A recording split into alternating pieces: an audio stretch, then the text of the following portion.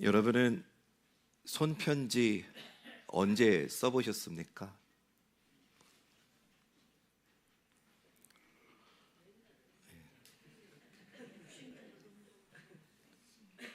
요즘은 편지를 잘 쓰지 않는 시대이지요. 할 말 있으면 전화하면 되고 급하면 메시지 하나면 충분합니다. 그런데도 누군가가 굳이 펜을 들어서 편지를 쓴다면 거기에는 분명한 이유가 있을 겁니다. 지금 꼭 전하지 않으면 안 되는 말, 지금 놓치면 돌이키기 어려운 문제가 있으면 편지를 쓰겠지요. 오늘부터 우리가 살펴볼 베드로후서는 바로 그런 편지입니다. 베드로는 이미 한번 편지를 썼습니다. 고난 중에 있는 성도들을 위로하기 위해서 이것이 하나님의 참된 은혜이니 이 은혜 위에 굳게 서라고 권면했습니다. 그런데 시간이 조금 흐른 뒤 그는 다시 펜을 듭니다. 이유는 단 하나입니다. 성도들의 믿음이 흔들리고 있다는 소식을 들었기 때문입니다. 더 가슴 아픈 사실은 이 편지를 쓸 당시 베드로가 자신의 죽음이 가까웠다는 것을 알고 있었다는 겁니다. 이제 얼마 남지 않은 생에 마지막 힘을 다해서 그는 말합니다. 너희가 알고 있는 진리이지만 그래도 다시 말해야겠다. 다시 너희를 일깨워야겠다. 사랑하는 여러분, 오늘 이 말씀이 우리에게 주시는 질문은 분명합니다. 지금 우리의 믿음은 흔들리고 있지 않은가? 그리고 우리는 무엇 위에 서 있는가? 이 질문 앞에서 베드로가 다시 펜을 든 이유를 함께 묵상해 보고자 합니다. 주 64년경 베드로는 고난 중에 있는 본도, 갈라디아, 갑바도기아, 아시아와 비두니아의 성도들을 위로하기 위해 편지를 썼습니다. 그것이 지난주까지 나누었던 베드로 전서이지요. 편지를 통해서 베드로는 그들에게 고난을 사용하셔서 성도를 영혼의 구원을 얻는 자리로 이끌어 가시는 하나님의 은혜를 너희가 기억해라. 그 참된 은혜 위에 굳게 서 있으라고 당부하는 베드로의 메시지를 들었습니다. 그런데 얼마 지나지 않아서 베드로는 그들에게 다시 편지를 써야 할 필요성을 느낍니다. 하나님의 참된 은혜 위에 굳게 서 있으라는 간곡한 당부가 있었음에도 이들의 믿음이 흔들리고 있다는 소식을 들었기 때문입니다. 말씀드린 것처럼 베드로가 이 소식을 들었을 때는 자신의 죽음을 예감하고 있었던 때입니다. 앞에 화면 보면서 베드로후서 1장 12절부터 15절 말씀이 베드로가 자기의 죽음을 예감하고 있다는 것을 알려주는 말씀인데요. 우리 같이 한번 읽어보겠습니다. 시작.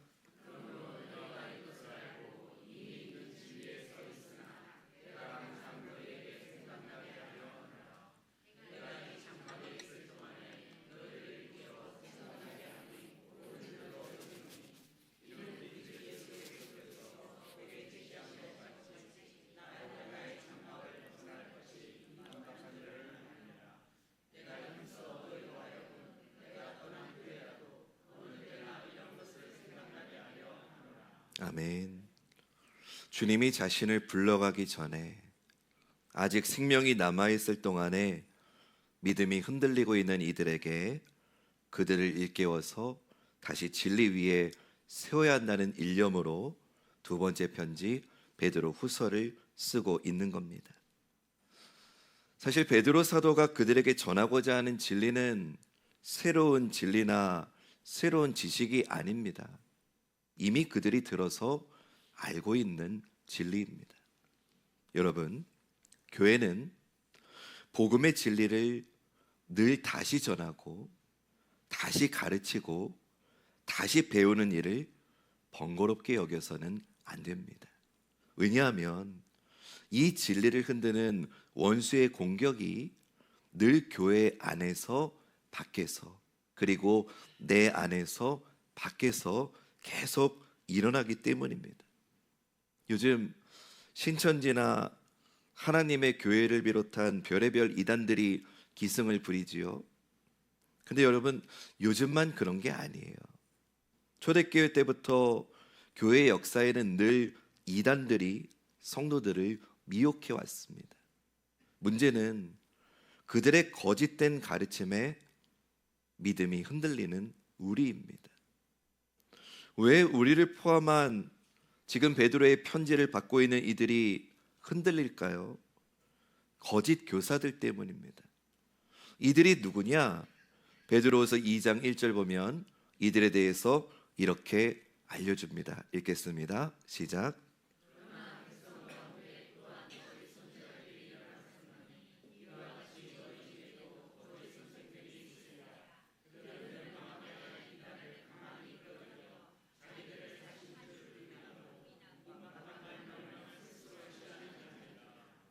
이들은 주님을 부인하는 자들입니다. 그런데도 선생 노릇을 하고 있는 겁니다. 이들의 특징을 좀 더 보면 2절에 보면 이들은 거짓 교사들은 호색한다고 했고요. 3절에 보면 거짓 교사들은 탐심으로 지어낸 말로 성도들을 미혹했다고 합니다. 또 12절에서 14절을 보면 거짓 교사들은 이성 없는 짐승같이 낮에 즐기고 노는 것을 기쁘게 여기는 자들로 음심이 가득한 눈을 가지고 범죄하기를 그치지 않는 자들이다 라고 합니다. 3장 4절을 보면 이 거짓 교사들은 그리스도의 재림을 부인하고 조롱한다고 했습니다. 한마디로 이들은 예수 그리스도의 재림을 부인하면서 현세를 마음껏 즐기며 세상을 사랑하도록 부추긴 자들입니다. 참 이상한 일입니다. 왜 이런 가르침에 예나 지금이나 우리 성도들의 믿음이 흔들리고 미혹될까요? 베드로는 이런 이들을 위해서 두 번째 편지를 쓰고 있습니다. 베드로후서 3장 1절 말씀에 사랑하는 자들아 내가 이 둘째 편지를 너희에게 쓰노니 이 두 편지로 너희의 진실한 마음을 일깨워 생각나게 하여. 베드로의 마음을 보여주는 호칭이 나옵니다. 사랑하는 자들아. 사랑하는 자들이 하나님 은혜 위에 굳게 서 있지 못하고 잘못된 가르침, 거짓된 가르침에 흔들리고 있습니다. 자신의 생명이 얼마 남지 않은 걸 알고 있는 베드로가 나머지 기운을 다 쏟아부으면서 진리에서 멀어지고 있는 그들을 일깨우고 싶다는 것을 우리는 볼 수 있습니다. 여러분, 베드로의 마음이 느껴지십니까? 그 마음 느끼면서 오늘 본문 베드로후서 1장 1절과 2절을 우리 한번 같이 읽어보겠습니다. 시작.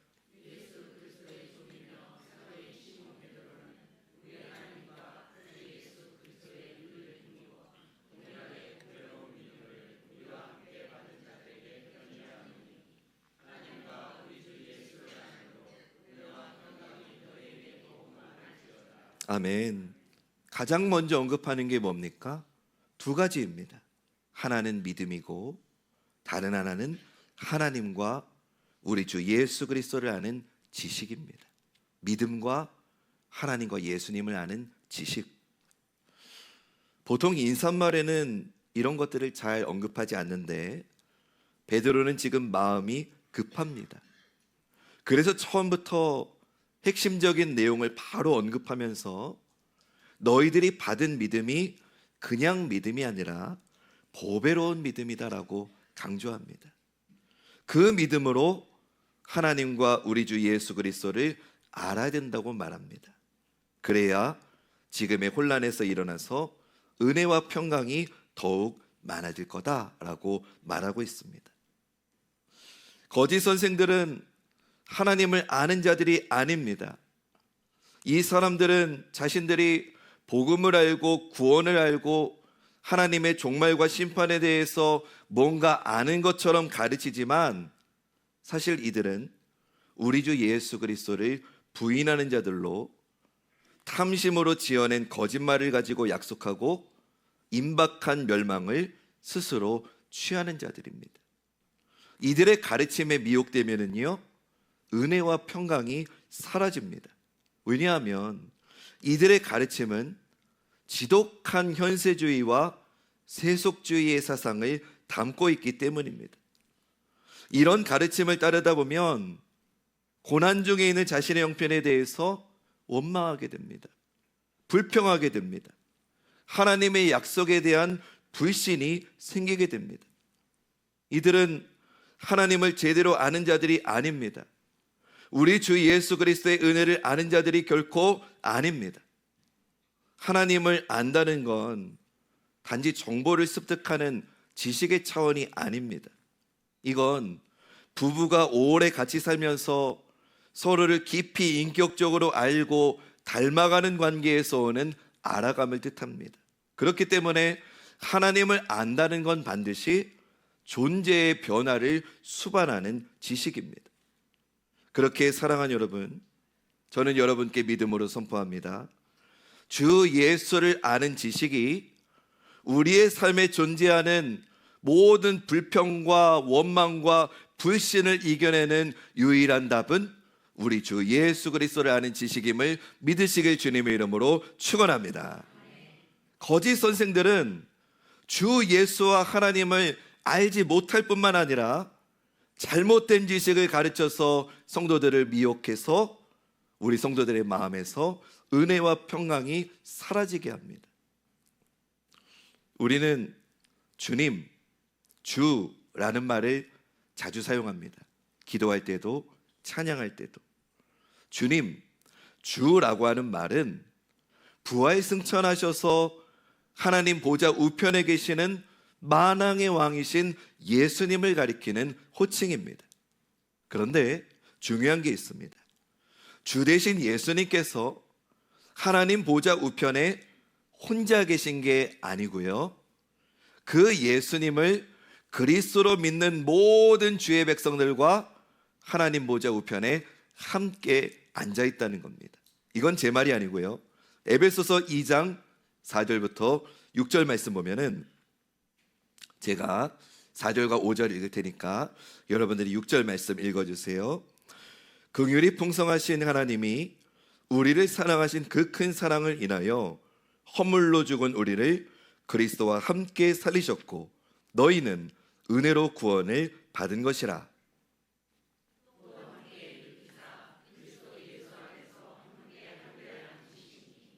아멘. 여러분, 6절 말씀이 사실 오늘 설교의 핵심입니다. 또 함께 일으키사 그리스도 예수 안에서 함께 하늘에 앉으셨다는 겁니다. 믿음으로 예수 그리스도를 믿고 그분과 연합되었다면 성도는 지금 예수 그리스도와 함께 하나님 보좌 우편에 앉아 있는 겁니다. 우리가 그렇다는 겁니다. 할렐루야. 예수님은 그렇기 때문에 우리의 해결사 정도가 아니라 우리의 주님이시고 우리의 주인이십니다. 우리와 함께 하늘 보좌에 앉아서 우주를 다스리는 만왕의 왕이십니다. 그렇기 때문에 여러분, 그리스도인은 이미 하나님 보좌 우편에 예수님과 함께 앉아있기 때문에 그리스도인은 더 이상 올라갈 데가 없는 높은 자리에 앉아있는 사람들입니다. 이 개념을 이해하시는 게 오늘 설교의 핵심입니다. 다시 말씀드릴게요. 그리스도인은 이미 예수님과 함께 하나님 보좌 우편에 앉아있는 자들이기 때문에 우리 그리스도인은 더 이상 올라갈 데가 없는 가장 높고 가장 영광된 자리에 앉아있는 사람들이 우리 그리스도인입니다. 예수 그리스도 안에서 우리는 이미 모든 존귀를 얻고 있는 겁니다. 이보다 높은 영광이 없습니다. 그렇기 때문에 여러분, 우리는 온 세상 사람들이 싸우는 밥그릇 싸움 하지 않아도 됩니다. 왕이신 하나님께서 우리의 주이십니다. 우리는 이미 예수 그리스도 안에서 가장 높아졌습니다. 은혜와 평강은 더 많이 가져서 오는 게 아닙니다. 더 높게 올라서 오는 게 아닙니다. 더 큰 소리 친다고 얻어지는 게 아닙니다. 은혜와 평강은 더 이상 올라갈 수 없는 그 하나님의 보좌 우편에서 우리가 믿음 가지고 내려와서 우리의 삶에서 얼마나 하나님의 뜻을 이루어드리는가, 이것에 따라서 은혜와 평강은 결정이 되는 겁니다. 거기서부터 은혜와 평강이 넘쳐나는 겁니다. 올라가는 게 아니라 그리스도인은 내려와야 되는, 믿음 가지고 내려와야 되는 사람이 그리스도인입니다. 거짓 선지자들은요, 우리로 하여금 자꾸만 올라가라고 합니다. 생존 경쟁에서 이겨서 이 땅에서 자꾸 올라가라고 우리를 부추깁니다. 그러나 그리스도인은 자기 생존을 위해서 싸우는 사람이 아니라 하나님을 위해서, 이웃을 위해서 우리의 시간을 드리라고, 우리의 자원을 드리라고, 무엇보다 우리의 마음을 드리는 믿음의 선한 싸움을 하라고 이 땅에 보내신 부름받은 복된 존재가 저와 여러분 우리 그리스도인인 줄로 믿습니다. 그것이 예수님과 함께 하늘에 앉아있는 자의 가장 은혜롭고 가장 평안한 삶입니다. 목사님, 그럼 어떻게 하늘 보좌에서 믿음 가지고 내려오는 삶을 살 수 있습니까? 믿음으로 살 수 있습니다. 믿음이 우리를 하나님과 예수님 앞으로 이끌어줍니다. 이 믿음이 하나님과 우리 구주 예수 그리스도의 의를 우리의 의로 받아들이게 합니다. 성령님께서 주시는 이 믿음이 우리 미래에 대한 불안과 염려가 아니라 우리 안에 은혜와 평강을 주실 줄로 믿습니다. 어떤 때에도요, 고난 중에도 은혜와 평강을 주시는 건 우리가 믿음을 가지고 내려와 살 때입니다. 이 믿음은요, 우리가 만들어내는 게 아니라 받은 겁니다. 그렇기 때문에 베드로 사도는 오늘 이 믿음을 보배로운 믿음이다라고 말합니다. 이 믿음이 우리로 하나님을 알게 하고 주 예수 그리스도를 더 알게 합니다. 이 믿음이 우리를 은혜와 평강으로 이끕니다. 거짓 선생들의 미혹은 언제나 우리의 이 믿음을 흔들어 버립니다. 그래서 우리에게 이런 생각을 갖게 합니다. 나는 예수 믿었는데 왜 병이 왔지? 나는 예수 믿었는데 내 삶에 왜 이렇게 힘든 일이 있지? 나는 예수 믿었는데 왜 남들보다 더 잘 되지 못하지? 이런 생각을 통해서 자꾸만 우리 마음의 좌절과 침체를 불러일으킵니다. 그리고 거짓 교사들은 그것을 해결해 준다고 하면서 탐심으로 거짓을 지어내서 우리에게 거짓된 가르침을 주고 잘못된 체험과 욕망을 자극해서 하나님의 진리로부터 자꾸만 우리를 멀어지게 합니다. 이런 거짓된 가르침에 노출되어서 믿음이 흔들리는 이들에게 베드로는 마지막 믿음의 사자오를 외치는 겁니다. 여러분 앞에 화면 보시면서 한번 잘 들어보세요. 베드로의 외침은 이런 겁니다. 너희들은 이미 하나님의 신기한 능력으로 생명과 경건에 속한 모든 걸 이미 받았다. 너희들은 보배롭고 지극히 큰 약속을 받아서 그 약속으로 썩어질 것을 피하고 신성한 성품에 참여하는 자가 되었다. 이거를 조금 우리 현대 버전으로 쉽게 말하면, 그렇기 때문에 너희는 더 높아지려고 할 필요 없다. 더 주목받으려고 할 필요 없다. 더 쉽게 해볼까요? 더 맛있는 음식 찾아 먹으려고 할 필요 없다. 더 많은 것 구할 필요가 없다. 너희는 그런 거짓된 가르침에서 벗어나서, 다음 말씀 띄워주세요. 더욱 힘써서 믿음의 덕을, 덕의 지식을, 지식의 절제를, 절제의 인내를, 인내의 경건을, 경건의 형제 우애를, 형제 우애의 사랑을 더하여서 우리 주 예수 그리스도를 알기에 너희들 게으르지 말아라. 너희들 열매 없는 자가 되지 말아라 라고 말하는 게 베드로후서의 전체의 내용이에요. 사랑하는 여러분, 베드로가 이 두 번째 편지를 쓰면서 가장 먼저 꺼낸 말은 경고도 아니고 이단들은 이런 이단들이 있다, 이단의 목록도 아니에요. 그가 가장 먼저 말한 건 이거예요. 너희가 이미 받은 그 믿음은 보배로운 믿음이다. 그리고 그 보배로운 믿음으로 하나님과 우리 주 예수 그리스도를 더 깊이 알라는 겁니다. 왜냐? 우리가 믿음이 흔들리면 우리 마음속에 은혜와 평강이 사라지기 때문에 그래요. 주님을 아는 지식이 흐려지면 하나님의 말씀이 들리는 게 아니라 세상의 소리가 더 크게 들리기 때문에 그래요. 여러분, 거짓된 거짓 교사들은 언제나 이렇게 말합니다. 더 올라가라. 지금보다 더 가져라. 이 땅에서 성공해야 하나님한테 복 받은 거다. 이거를 목사 버전으로 바꾸면 이렇게 될 것 같아요. 야, 김 목사, 너 관악중앙교회에서 만족할 거야? 너 기회 보다가 더 큰 교회 청빙받을 수 있는 기회 되면 가라. 너 이왕 목회하는 거 네 이름 잘 알려야지. 기독교 TV도 나오고 인터넷에서 쫙 유명해져가지고 다 네 설교 듣고 싶어하고 다 김성현 하면은 다 아는 그런 유명한 목사들아. 이거 거짓 교사들이 하는 말입니다. 베드로를 통해 주님은 오늘 우리에게 이렇게 말씀하십니다. 너희는 이미 예수 그리스도 안에서 가장 높은 자리에 있는 자들이다. 그렇기에 너희의 삶은 올라가는 삶이 아니라 믿음 가지고 내려와서 하나님의 뜻을 이루는 삶이 되라고 말씀하십니다. 저는 후배 동역자들이 찾아와서 A라는 교회가 있고 B라는 교회가 있는데 어떤 교회 가면 좋을까요? 라고 물을 때 제가 확신 가지고 대답하는 게 있습니다. 사례비 조금 주는 교회 가라. 그게 99% 하나님이 기뻐하시는 길이라고 나는 믿는다. 만약에 누구나 가고 싶어하는 교회가 있고 너무 힘들어가지고 꺼리는 교회가 있다면 꺼리는 교회 가라. 그것이 당신을 부르신 하나님의 부르심이 있는 곳이다라고 저는 말해줍니다. 여러분들의 삶의 버전에서도 동일하다고 저는 생각합니다. 세상은 더 높아진 자리, 더 유명한 자리, 여러분들의 이름이 널리 알려지는 자리, 여러분들의 미래와 노후와 자식 걱정할 것 없는 그런 자리로 자꾸만 올라가라고 여러분들을 종용할 겁니다. 어쩌면은 교회 강단에서조차 그런 것을 복음이라는 포장하에 전해왔는지도 모르겠습니다.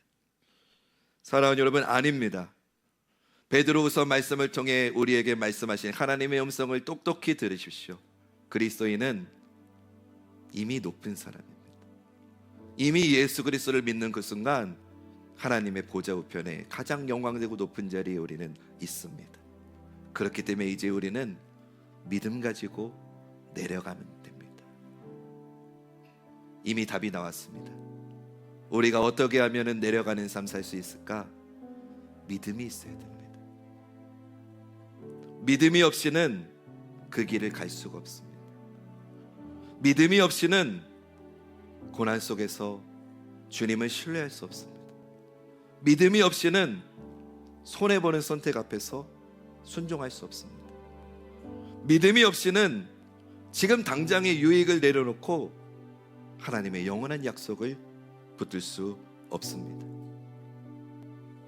제가 새벽마다 종종 선포하는 말이 있습니다. 서울에서 이 정도 안정된 목회하는 저는 사꾼입니다. 저는 참 목자가 아닙니다. 그 진짜 목회자는 어디 있는지 아세요?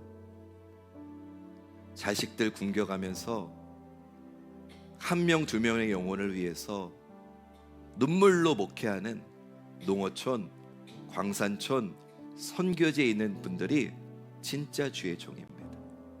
저는 이거 확신합니다. 훗날 하나님 앞에 주의 종들이 있었을 때 대형교회 목회한 목회자들이 칭찬받는 게 아니라 아무도 알아주지 않는 그곳에서 평생에 자기 이름 한번 알려지지 않는 주의 종들이 하나님만 바라보고 주 예수라는 지식 가지고 한 영혼을 귀하게 여기며 자기가 달려갈 믿음의 길을 정진하는 주의 종들이 저는 진짜 칭찬받을 거라고 저는 확신합니다. 오늘날 대형교회 목회자들이 그렇게 스캔들과 거짓 비리와 물질적인 너무나도 암울한 모습을 보여줌에도 불구하고 한국교회가 이렇게 버틸 수 있는 이유는 바알에게 무릎 꿇지 않은 7천 명의 용사들이 지금도 이름 알려지지 않은 그곳에서 눈물로 목양을 하고 있기 때문이라고 저는 믿습니다. 제가 강원도에서 목회하다 왔잖아요. 저보다 훌륭한 목사님들이 거기에 수두룩합니다. 저는 그분들의 발끝도 따라가지 못합니다. 저만 그럴까요? 목사만 그럴까요? 여러분들도 마찬가지입니다. 직장을 가지고 계신 분들, 높아지고 낮아지는 선택의 길이 있다면 먼저 낮아지는 선택을 해보십시오. 하나님이 기뻐하실 겁니다. 우리 공부하는 자녀를 둔 우리 부모님들의 자녀들에게 이렇게 권면해 보십시오. 너 혼자 1등 달려가가지고 서울대 가는 인생 엄마 아빠는 바라지 않는다. 소외당하고 달리기로 치면은 달리다가 넘어지는 친구가 있다면 너 1등 하지 않아도 좋으니까 멈추어 서서 뒤돌아가서 그 넘어진 친구 손잡고 같이 뛰어주어라. 그럼 엄마 아빠 정말 기쁠 것 같다. 우리 부모님들이 자녀를 그렇게 키운다면 우리 대한민국 달라지지 않을까요? 지금 이 나라에 똑똑한 사람이 없어서 나라가 힘듭니까? 오늘날 큰 교회가 없어서 믿음을 보기 어렵습니까? 예수님이 지금 당장 재림하셔가지고 믿음을 보겠느냐 하신 그 말씀이 우리에게는 얼마나 통하고 있을까요? 성경은 낮아지라고 하는데, 내려가라고 하는데 우리는 자꾸만 믿음이라는 포장으로 높아지려고 하고, 목회자들도 큰 교회 가면서 하나님의 은혜입니다, 뜻입니다라고 말하는 목회자는 많은데 정말 주님의 부르심에 순종해서 농어촌 광산촌에 가면서 주님의 은혜입니다라고 말하는 목회자는 보기 힘든 이 현실. 오늘 주님은 우리에게 물으시는 겁니다. 너희에게 정말 믿음이 있느냐고. 너희가 정말 하나님과 주 예수 그리스도라는 지식이 있느냐고 오늘 이 베드로후서 1장 1절과 2절을 통해 우리에게 물으십니다. 사랑하는 여러분, 베드로가 마지막 힘을 다해 외친 그 외침처럼 우리 다시 한번 결단하면 좋겠습니다. 주님, 세상의 소리가 아니라 주님의 약속을 믿겠습니다. 눈에 보이는 유익이 아니라 포배로운 믿음을 붙들겠습니다. 믿음으로 내려와서 주님의 뜻을 이루는 삶을 제가 살겠습니다. 이 고백으로 다시 진리 위에 굳게 서는 우리 사랑하는 관악중앙 모든 믿음의 성도들 되시기를 주님의 이름으로 축원합니다.